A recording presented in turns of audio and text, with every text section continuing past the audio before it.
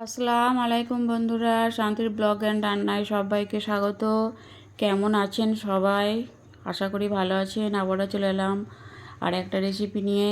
আজকে আমি পনিরের একটা রেসিপি করে দেখাবো, পনির ভর্তা। তো চলুন শুরু করি। এখানে পনির নিয়েছি 200 গ্রাম, আর এখানে এটাকে আমি গ্রেট করে নেব। আপনারা এই কাজটা চাইলে হাত দিয়েও ম্যাশ করে নিতে পারেন। তো এটাকে গ্রেট করে নেওয়া হয়ে গেছে। এরপর আমি এখানে একটা কড়াই গরম করে নিয়েছি। কড়াইটার মধ্যে দিয়ে দিলাম পরিমাণ মতো সর্ষের তেল, আর আমি আজকে রান্নাটা সর্ষের তেলেই করব। এখানে আমি ফোড়নের জন্য দিয়ে দিলাম 1 চামচ গোটা জিরে। জিরেটাকে আমি একটু ভেজে নিলাম হালকা করে। এরপর আমি এখানে দিয়ে দেব 2টো মাঝারি সাইজের কোচানো পেঁয়াজ। পেঁয়াজটাকে একটু ছোট ছোট করে কেটে নিতে হবে। পেঁয়াজটা আমি একটু তেলের সঙ্গে ভালো করে ভেজে নেব। দিয়ে দেব স্বাদ মতো নুন। নুনটা দিয়ে আমি পেঁয়াজের সঙ্গে ভালো করে মিশিয়ে নিয়েছি। আর দেখুন পেঁয়াজটা অনেকটাই ভাজা ভাজা হয়ে গেছে। এরপর আমি এখানে দিয়ে দিলাম আদা রসুন গ্রেট করে নেওয়া।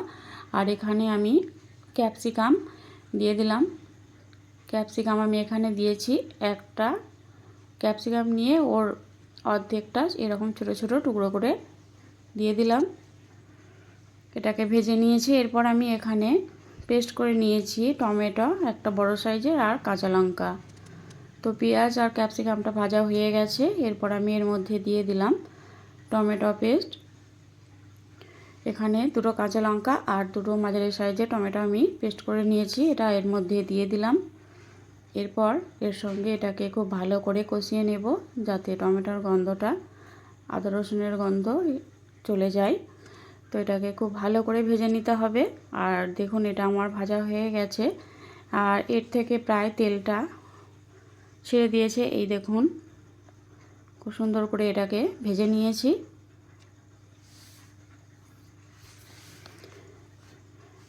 এরপর আমি এখানে দিয়ে দেব কিছু মশলা। দিয়ে দিলাম হলুদ গুঁড়ো। এখানে ছোটো চামচের 1 চামচ হলুদ গুঁড়ো, 1 চামচ জিরে গুঁড়ো, আর এখানে আমি দিয়ে দেব কাশ্মীরি লঙ্কা গুঁড়ো। এখানে আমি কাঁচা লঙ্কা ব্যবহার করেছি, এখানে আমি শুকনো লঙ্কার গুঁড়োটা দেব না। তো মশলাগুলো আবার এর সঙ্গে খুব ভালো করে কষিয়ে নেব। দেখুন খুব ভালো করে মশলাটাকে কষিয়ে নিতে হবে। এরপর আমি এখানে দিয়ে দিলাম 2 চামচের মতো পানি। পানিটা দিয়ে আবারও খুব ভালো করে কষিয়ে নেব। পানিটা এখন দিলাম যাতে মশলাটা পুড়ে না যায়, আর মশলাটাকে খুব ভালোভাবে কষিয়ে নিতে হবে যতক্ষণ পর্যন্ত না এর তেলটা ছেড়ে বেরিয়ে আসছে, ততক্ষণ কষিয়ে নেব। তো দেখুন মশলাটা আমার ভালো করে কষানো হয়ে গেছে, আর এর থেকে তেলটা ছেড়ে দিয়েছে। তো মশলাটাকে আমি খুব ভালোভাবেই কষিয়ে নিয়েছি। দিয়ে দিলাম 1/2 চামচ চিনি। চিনিটা অবশ্যই দেওয়ার চেষ্টা করবেন। দিয়ে দেব গরম মশলার গুঁড়ো 1/2 চামচের একটু কম। আবারও এটাকে আমি ভালোভাবে সঙ্গে মিশিয়ে নেব।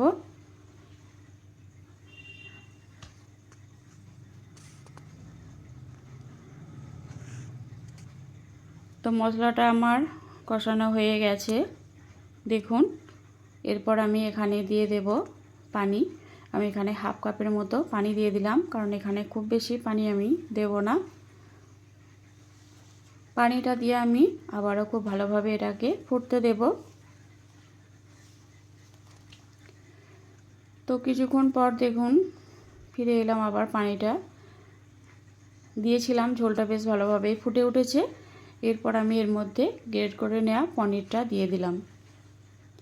পনিরটা দিয়ে এটাকে আলতোভাবে একটু নেড়েচেড়ে সঙ্গে মশলার সঙ্গে মিশিয়ে নেব।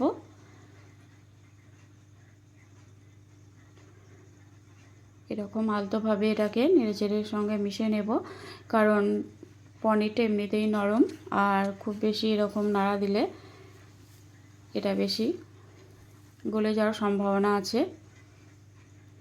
তো দেখুন এটাকে আমি এভাবে করতে দেব।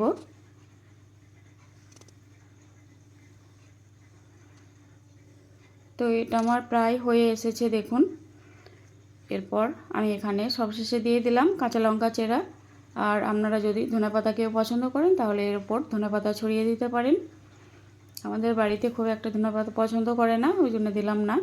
তো দেখুন আমার এটা রেডি। এরপর গরম গরম রুটির সঙ্গে পরিবেশন করুন। রুটি, পরোটা, কুলচা সব কিছুর সঙ্গে এটা খেতে পারবেন।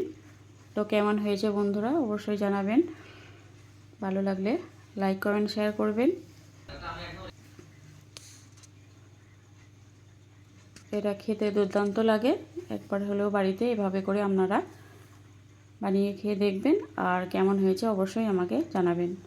তো আজ এই পর্যন্ত, দেখা হবে পরের ভিডিওতে। ভালো থাকবেন।